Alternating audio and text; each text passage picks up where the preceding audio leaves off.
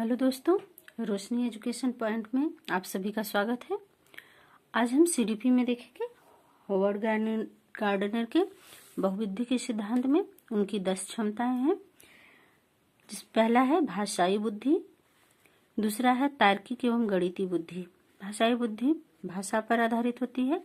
तार्किक बुद्धि यह वैज्ञानिक, वकील, इन सब व्यक्तियों की जो बुद्धि होती है उसे तार्किक और गणितीय बुद्धि कहते हैं। स्थानीय बुद्धि जो कला बनाते हैं, ड्राइंग, उनकी बुद्धि स्थानिक बुद्धि होती है। शारीरिक एवं गतिविधि जो चालक या ड्राइवर होते हैं उनकी बुद्धि गतिक बुद्धि होती है। अंतः वैयक्तिक बुद्धि मतलब जो सभी तरह की बुद्धियां रखते हैं। अंतरा वैयक्तिक बुद्धि संगीतीय बुद्धि, एक संगीतकार जो होता है उसकी बुद्धि संगीतिक बुद्धि होती है। और प्राकृतिक बुद्धि आध्यात्मिक बुद्धि मतलब जो पूजा पाठ इन सब चीजों में ध्यान लगाता है उस पुजारी की बुद्धि आध्यात्मिक बुद्धि होती है। अस्तित्ववादी जो मतलब सब कुछ प्राप्त कर लेने को मानता है ईश्वर को, वो अस्तित्ववादी बुद्धि वाला व्यक्ति होता है। अगला है प्रमुख बिंदु। देखते हैं, अगर सभी के लिए उचित वातावरण उपलब्ध हो जाए तो सभी बौद्धिक क्षमताएं उच्च स्तर तक विकसित की जा सकती हैं। प्रमुख बिंदु में अगला है अलग अलग शिक्षकों को अलग अलग बौद्धिक क्षमताओं की सहायता से सिखाना चाहिए। मतलब हर एक शिक्षक को हर एक विषय में अलग अलग बौद्धिक क्षमताओं के अनुसार पढ़ाना या सिखाना चाहिए।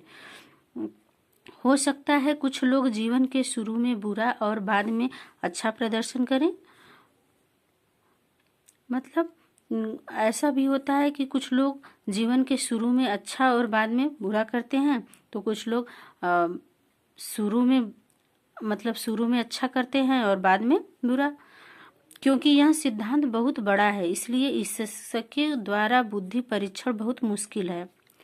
ये जो होवर्ड गार्डनर का सिद्धांत है ये त्रितंत्र सिद्धांत पर आधारित है। जो होवर्ड गार्डनर का सिद्धांत था यह बहुविधि सिद्धांत था, अब त्रितंत्र सिद्धांत है। यह सिद्धांत रॉबर्ट स्टर्नबर्ग द्वारा दिया गया है। इनके अनुसार बुद्धि वह योग्यता है जिसके द्वारा व्यक्ति अपने पर्यावरण के प्रति अनुकूल होता है तथा अपने सामान्य एवं संस्कृति के उद्देश्यों की पूर्ति हेतु पर्यावरण के कुछ पक्षों का चयन करता है और उन्हें परिवर्तित करता है। जो होवर्ड गार्डनर के सिद्धांत को त्रिचापीय सिद्धांत भी कहते हैं।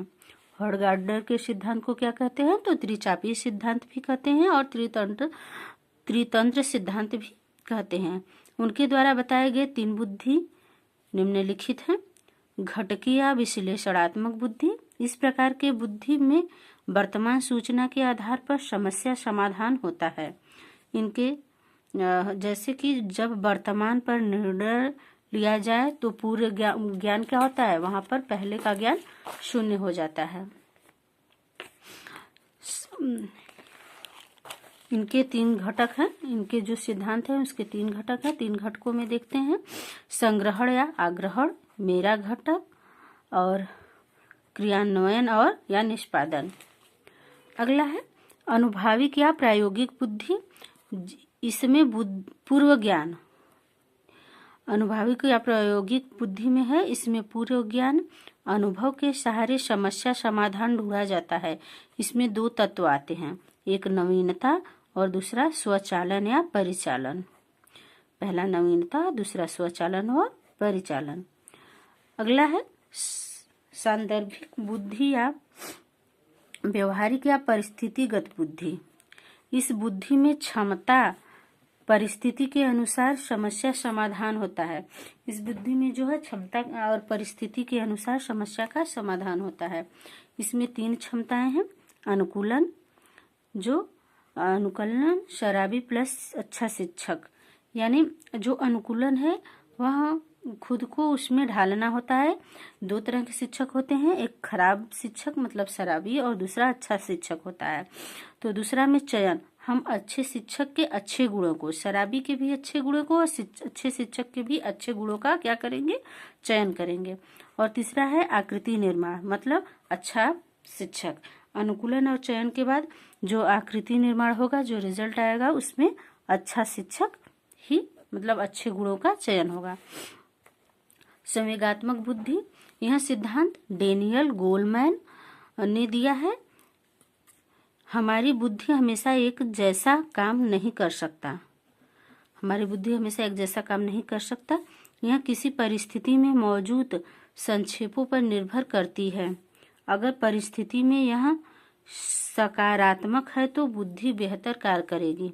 अगर संवेग नकारात्मक है तो बुद्धि अच्छी तरह से कार्य नहीं करेगी। मतलब ये जो डेनियल गोलमैन का सिद्धांत है ये संवेगों पर आधारित है।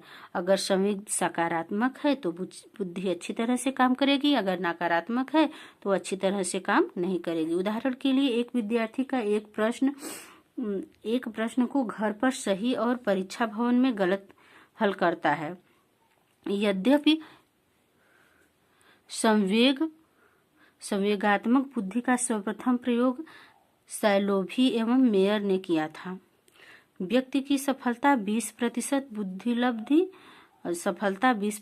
बुद्धिलब्धि तथा 80% संवेगात्मक बुद्धिलब्धि पर निर्भर करती है।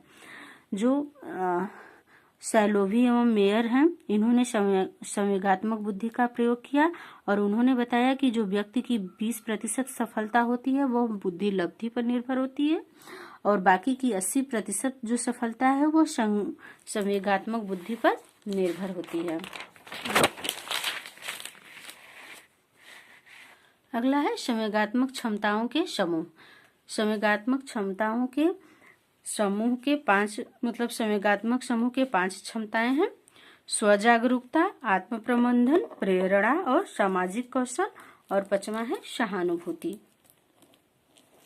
स्वजागरूकता मतलब स्वयं से करके सीखना चाहिए। आत्म प्रबंधन, प्रेरणा, प्रेरित होकर बच्चों को और सिखाना चाहिए। सामाजिक कौशल, जिसमें समाज को हित में देखकर कहना चाहिए। इन नोट पढ़ते हैं। इसलिए शिक्षक को कक्षा में, नोट में लिखा है, इसलिए शिक्षक को कक्षा में मित्रवत, सहानुभूतिपूर्ण एवं सकारात्मक वातावरण का निर्माण करना चाहिए ताकि संवेग सकारात्मक उत्पन्न हो। अगर शिक्षक स्वजागरूक होकर पढ़ाएगा, आत्म प्रबंधन से पढ़ाएगा और प्रेरणापूर्व पढ़ाएगा, सामाजिक कौशलों को ध्यान में रख के पढ़ाएगा, समानुभूति पूर्वक पढ़ाएगा, तो उसका कक्ष में छात्रों के साथ मित्रवत और सहानुभूतिपूर्ण व्यवहार रहेगा, तो वह सकारात्मक वातावरण का निर्माण करना होगा और जो संवेग है वह सकारात्मक उत्पन्न होंगे। प्रमुख बिंदु में देखते हैं। इस सिद्धांत में 6 संक्रियाएं, 5 विषय वस्तु तथा 6 परिणाम के आधार पर 6 × 5 × 6 बराबर 180 कारक बनते हैं। ब्रोफनवर का पारिस्थितिकी सिद्धांत। इस सिद्धांत में वातावरण के प्रभाव को 6 स्तरों में दिखाया गया है। तो 6 स्तर कौन कौन से हैं देखते हैं। पहले में है बालक की उम्र और लिंग इत्यादि का ध्यान दिया जाता है। और दूसरा है सूक्ष्म मंडल जो प्रत्यक्ष प्रभाव डालता है। मध्य मंडल है मिसो सिस्टम जो लघु मंडल एवं बालक की अंतःक्रिया पर निर्भर करता है। और जो बाह्य मंडल है यह अप्रत्यक्ष प्रभाव डालता है। और जो बृहद मंडल है यह सामाजिक एवं सांस्कृतिक प्रभावों पर जोर डालता है। और जो जीवन मंडल है यह प्रभाव संपूर्ण जीवन को प्रभावित करता है। जैसे अगर किसी बच्चे का पिता नहीं है, एक्सपायर कर गए हैं, तो उस बच्चे के जीवन में उसके पिता की कमी हमेशा प्रभाव डालेगी, इस पूरे संपूर्ण जीवन में उसको प्रभावित करेगी, उस अपने पिता की कमी को। अगला है 21 अचूक ट्रिक्स जिस पर पूरा सीटेट का पेपर या फिर सीडीपी का जो क्वेश्चन बनते हैं एग्जाम में इसी के इर्द गिर्द घूमते हैं। तो देखते हैं। पहला है बाल केंद्रित शिक्षा, समावेशी शिक्षा। शिक्षा कैसी होनी चाहिए? बाल केंद्रित होनी चाहिए, समावेशी शिक्षा होनी चाहिए, प्रगतिशील शिक्षा, त्रुटि एवं प्रयास, बच्चा त्रुटियां करके सीखता है, निदान एवं उपचार, पहले निदान का पता लगाइए, फिर उपचार करिए। वंशानुक्रम एवं वातावरण का ध्यान रखकर शिक्षण का व्यवस्था करनी चाहिए। व्यक्तिगत भिन्नताओं को ध्यान में रखकर संज्ञान एवं संवेग, अभिसारी एवं औपचारिक चिंतन का। और फिर 10वां है विकास के 14 सिद्धांतों को ध्यान में रखना चाहिए। अधिगम के लिए आकलन, इसका मतलब है अधिगम के बाद जो आकलन किया जाता है उसे अधिगम के लिए आकलन कहते हैं। अधिगम के रूप में आकलन, जो खुद से आकलन किया जाता है वो अधिगम के लिए आकलन होता है। आंतरिक प्रेरणा, मतलब अंदर से प्रेरित होकर पढ़ाना। पूर्व ज्ञान को, बच्चों के पूर्व ज्ञान को ध्यान में रखकर शिक्षक को पढ़ाना चाहिए। गतिविधि आधारित अधिगम, लिंग पूर्वाग्रह, चिंतन जो सबसे इम्पोर्टेंट है। विद्यालय आधारित आकलन, निर्माण एवं सृजनशीलता। और अधिगम का आकलन, जो अधिगम के दौरान या अधिगम से पहले जो आकलन किया जाता है उसे अधिगम का आकलन कहते हैं।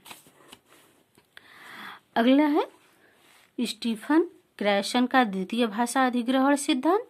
तो इसमें है, क्रैशन मानते हैं द्वितीय भाषा का अधिग्रहण पहली भाषा के अधिग्रहण जैसा ही होता है। द्वितीय भाषा के अधिग्रहण के लिए ही स्वाभाविक वार्तालाप, सार्थक बातचीत की आवश्यकता होती है, न कि व्याकरण की दृष्टि से शुद्धता प्राप्त करने की।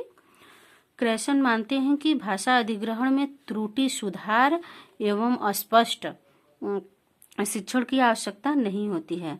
उदाहरण के लिए, जब भी हम प्रथम भाषा को व्यक्ति द्वितीय भाषा वाले को समझाते हैं तो अपने वाक्यों को समझाने के लिए छोटा कर लेते हैं।